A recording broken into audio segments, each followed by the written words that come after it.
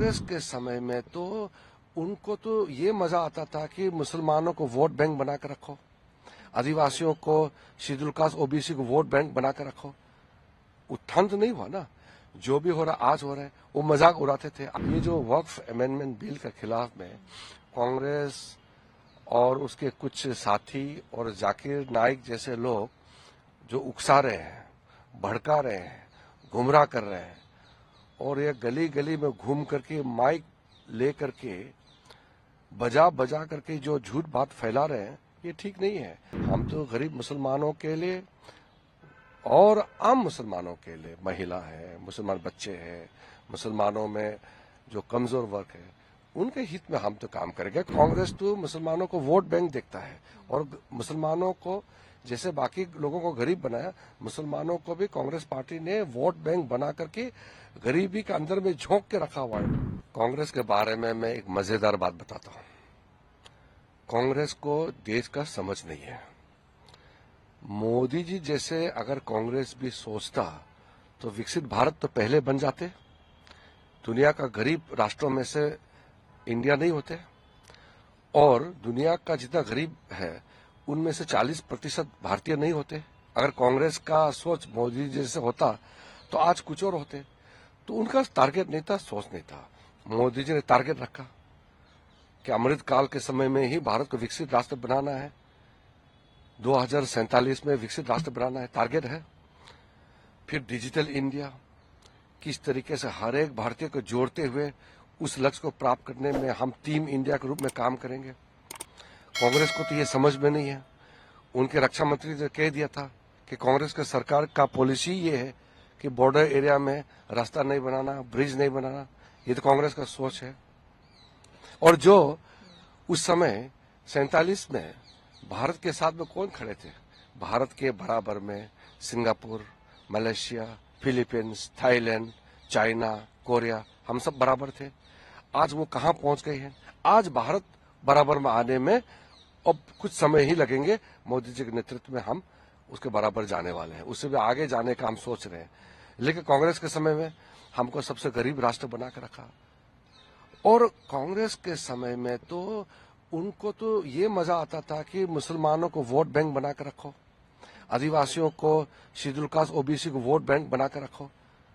उत्थान तो नहीं हुआ ना, जो भी हो रहा आज हो रहा है, वो मजाक उड़ाते थे। आप सोच के देखिए, मेरे तो समझ में नहीं आया कि चिदम्बरम जैसे आदमी जो 3 बार फाइनेंस मिनिस्टर बना है, वो कह रहे हैं कि इंडिया डिजिटल हो नहीं सकता है। किसान, वेंडर्स जो सड़क पे सामान बिकता है, किसान और जो लेबर है, ये लोग डिजिटल कार्ड यूज नहीं कर सकते हैं। रुपये कार्ड का जो क्रेडिट कार्ड का सिस्टम नहीं समझ में आएगा। आज तो सारा डिजिटल हो गया। जब जनधन खाता खोला तो उन्होंने मजाक किया था कि गरीबों का जनधन खाता खोल के क्या फायदा है, उसमें पैसा तो नहीं डालेंगे। आज पता चला हर एक खाता में पैसा जाता है, उसी खाता से ही आप अपना काम चलाते हैं। तो कांग्रेस का सोच ही इतना छोटा है, वो देश के लिए नहीं सोच सकते। इसलिए 100 दिनों में जो काम किया है और 10 सालों में जो काम मोदी जी ने किया है और आगे 25 साल में जो होने वाला है, वो कांग्रेस के समझ से बाहर है। पिछली बार हमने देखा, क्योंकि आप पार्लियामेंट अफेयर्स मिनिस्टर भी हैं, तो पिछली बार हमने देखा कई महत्वपूर्ण बिल लेकर आए गए। इस बार भी बिल टेबल हुआ है वक्त अमेंडमेंट बोर्ड का। इसके अलावा ये भी कहा जा रहा है कि 1 नेशन 1 इलेक्शन का बिल भी शायद इस सेशन में आने वाले जल्द ही होगा। 1 नेशन 1 इलेक्शन को लेकर भी क्रिटिसाइज अभी से शुरू हो गया कि ये संभव नहीं है। आप कैसे देखते हैं, क्या ये संभव है? ये आएगा इस बार एक बड़ा कुछ चेंजेस देखने को मिलेगा? आपको मैं संक्षेप में इतना कह सकता हूँ, 10 सालों में आपने देख लिया ना मोदी जी कितने ताकत के साथ भारत को आगे ले जाने के लिए कड़ा कदम भी उठाए हैं, निर्णायक फैसला लिए हैं। और मोदी जी के ऐतिहासिक तीसरे कार्यकाल के पहले 100 दिनों में 15 लाख करोड़ का लागत के साथ भारत को आगे लाने के लिए जो काम किए हैं, उसी पे आप समझ जाइए कि आने वाले दिनों में भारत को आगे ले जाने के लिए मोदी जी किस ताकत के साथ काम करने वाले हैं। विपक्ष अभी से डरे हुए हैं, इसलिए वो कह रहे हैं कि भारत को विकसित राष्ट्र बनाने से कोई रोक नहीं सकते हैं। अब भारत का पुराना दिन रोते रोते एक गरीब एक थर्ड वर्ल्ड कंट्री के रूप से दुनिया देखते थे, वो दिन चले गए हैं। वो कांग्रेस का दिन है, वो बुरे दिन है, चले गए हैं। लेकिन सर ये क्या आएगा, वन नेशन वन इलेक्शन की संभावना है? देश का हित में वन नेशन वन इलेक्शन हो या वन कंट्री वन कॉन्स्टिट्यूशन हो या one country one similar law हो, कोई भी चीज हो, अगर भारत के लिए फायदा होने वाला है तो विपक्ष को क्यों रोना आ रहा है, मुझे समझ में नहीं आता है।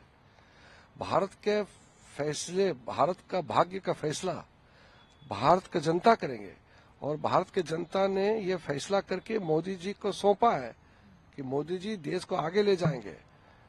कांग्रेस 3 बार 100 का आंकड़े पार नहीं कर पाया, लोग रिजेक्ट कर चुके हैं, फिर भी अभी घूम रहे हैं, झूठ बात बोल के घूम रहे हैं। ये जो वक्फ अमेंडमेंट बिल के खिलाफ में कांग्रेस और उसके कुछ साथी और जाकिर नाइक जैसे लोग जो उकसा रहे हैं, भड़का रहे हैं, गुमराह कर रहे हैं और ये गली गली में घूम करके माइक ले करके बजा बजा करके जो झूठ बात फैला रहे हैं, ये ठीक नहीं है। हम तो गरीब मुसलमानों के लिए और आम मुसलमानों के लिए, महिला है, मुसलमान बच्चे हैं, मुसलमानों में जो कमजोर वर्ग है, उनके हित में हम तो काम करेंगे। कांग्रेस तो मुसलमानों को वोट बैंक देखता है और मुसलमानों को जैसे बाकी लोगों को गरीब बनाया, मुसलमानों को भी कांग्रेस पार्टी ने वोट बैंक बना करके गरीबी के अंदर में झोंक के रखा हुआ है। वहां से उठाना है हमको।